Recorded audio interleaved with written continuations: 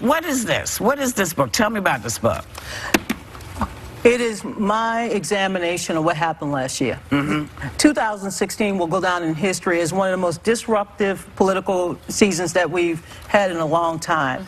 As the interim chair of the Democratic Party, and by the way, second time, there will not be a third time, so everybody can believe. Donna Brazile is, you know, the D next to my name next year will be the dance party. Maybe you will join me. But this was a very terrible year for the American people. We were hacked.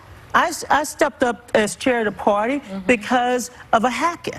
Because someone went into our server, stole our emails, stole our data, and created havoc. They sowed discord. So my book tells the story. It's my story. Everyone else has told their story. We might hear more stories, but this is my story. And you have every right to tell it. I hope so. You know, Maya Angelou, thank you. Thank you.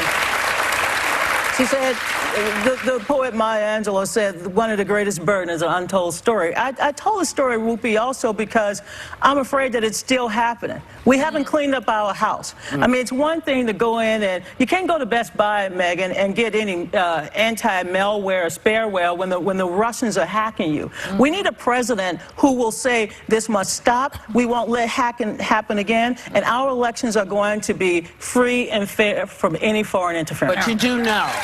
Yes. You do know that this book is being used against the party. Say it.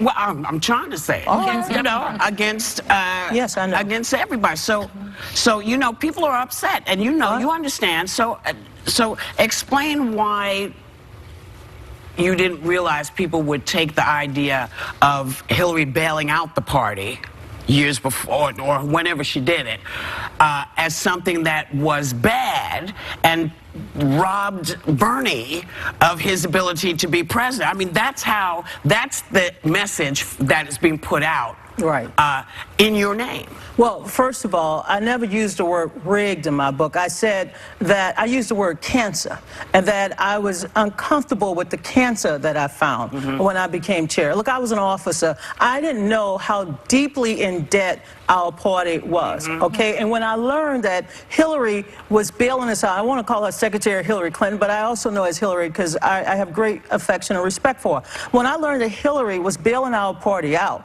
giving us $3.5 million a month to keep us floating, I appreciated that. But what I wanted control over, Whoopi, was that if I raised $1.50. I wanted to spend my money without asking permission. So that was, Whoopi, it's when Donald Trump last year said, what the hell do you have to lose? It's August 19th. And against African Americans. And by the way, have you noticed what color I am? Yes. Okay. I know, baby. This is what black look like when it's 57. What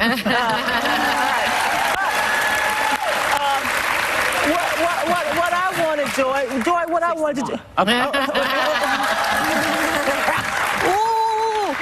Okay, all right. So, but what I wanted was to fight back.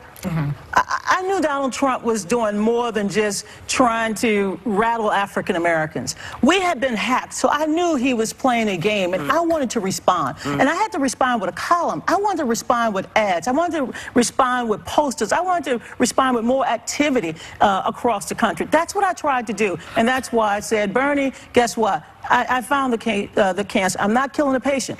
I'm not killing my party because my party was more than electing the president. It was the United States Senate, the Congress, and let me just say, there were things on the ballot that people probably didn't see. I saw Obamacare. I saw climate change. I saw a kid growing up in poverty like myself who wanted a White House and a president who would care for them, and that was Hillary Clinton. I wanted to win. I didn't want to sit there and be a figurehead. Y'all don't think I'm a figurehead. No, not a figurehead. Have you spoken to Hillary since? Yeah. Of course, I did. I said that in the book. I spoke to her in February. That was a while. Now? That was a long time. You know, I never spoke to Hillary. Look, she's not on my speed dial. I love her now. I mean, I got all the people, but let me just say this. I gave up everything last year when I got that phone call. I did not want that phone call. You know, if there was ever a time I should have said, I'll stay unemployed. But that's not who I am. I'm a fighter. I would say absolutely. Second time, I am never the first choice, but I'm the person you call in to clean up the mess. You know, I always say I'm the daughter of a maid and a janitor. Who else do you want to clean up some mess? I clean up somebody's mess.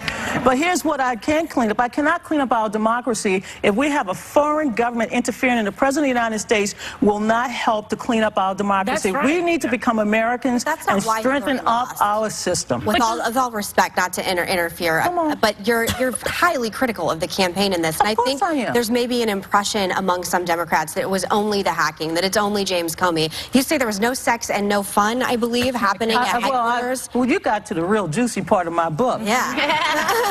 Yeah, well, you know, we have this thing in campaigns that everybody likes to do a little thing, you know. If there's no sex on a campaign, it's a bad campaign. That is very true. Well, see, you know a little bit about politics and campaigning. No, I said it was antiseptic.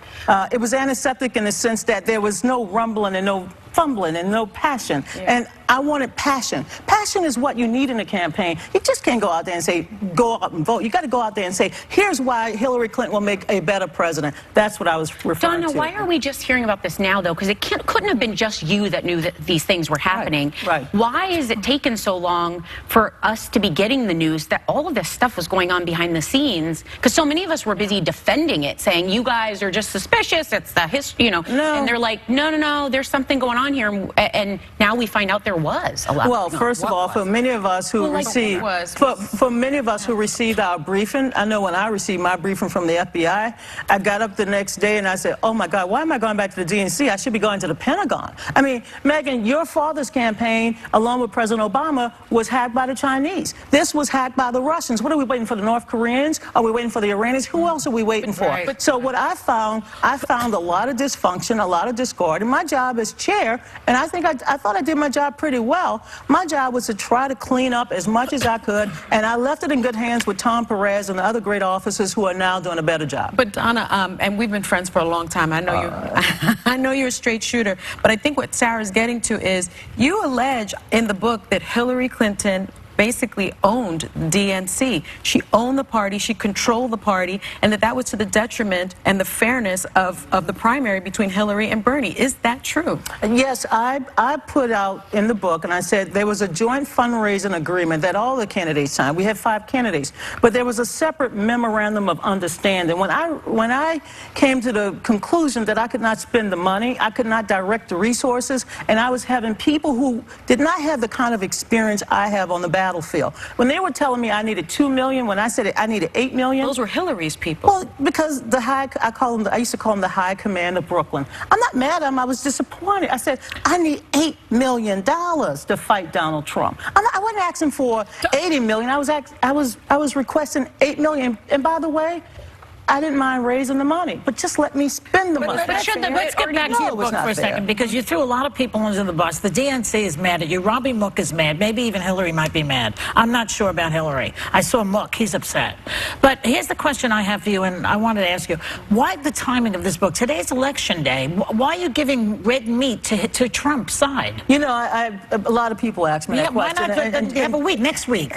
Well, Joy, I didn't quote unquote. I set my launch for my book when I sent in my proposal, and I thought, you know, in the year after a presidential election, that's when you have a lot of debate and dissent. Everyone is writing books. Mr. Biden's book is coming out. Mr. Sanders' book has come out. Ms. Clinton's book. And by the way, I thought she wrote a great book. It was a historical, it was a memoir, and also a little campaign. I wanted to tell my story about what happened. I wasn't writing to make someone upset. Look, I was upset. I cried enough for everybody. I apologized enough for everybody.